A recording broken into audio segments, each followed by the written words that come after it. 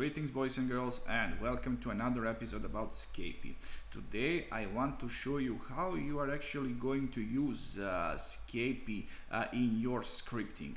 As you know, Scapy is a Python application, and you have also a Python interface to deal with Scapy. Only thing that you have to do is to do few imports. You have to import Scapy all, Scapy layers, and Scapy init for some regular use.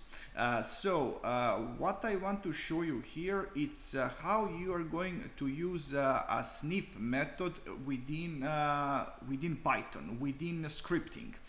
It's actually quite simple. You are going to provide a variable name and then use method sniff, and later on you are going to iterate through this data and show a summary for every package that you sniff on the network. Another thing, you need this statement right here at the top. If you don't want to type Python every time you are running this script. So how are you going to run this script? Go to file location, open properties, permissions, make sure that this box is checked. Then open terminal from this location. I have already done that. And then type name of the script.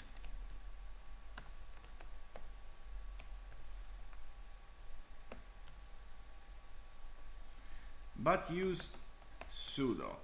Because you need administrative privileges in order to run this script.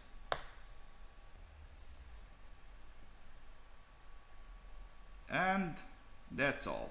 Well, with this I showed you how Scapy actually works and how you can use it within your script. But where to now? It's strongly recommended that you read Scapy documentation, because Scapy is extremely powerful. You can do a lot of things with it. And literally there is no tutorial that could cover everything that Scapy can do.